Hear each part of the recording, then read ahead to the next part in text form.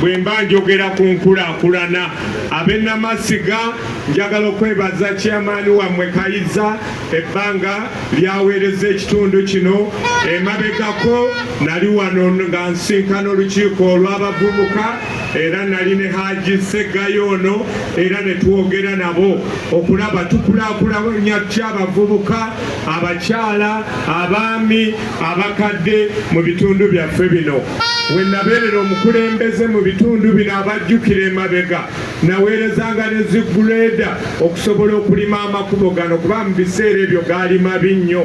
Njagala okwebaza Haji Ssegayi, ebitundu bino mulina okujjukira tebyalina masannyalaze naye omusajja ono mwandimukubiddeko mu ngalo akitegedde kubanga amasannyalaze abavubuka ge mulaba olwaleero mu Nakifuma mu Namasiga ddala tegwali mu kitundu kino era tuzze nga tubasaba obuwagizi bwammwe ate twongere n'okukola ebinene mu kitundu kino.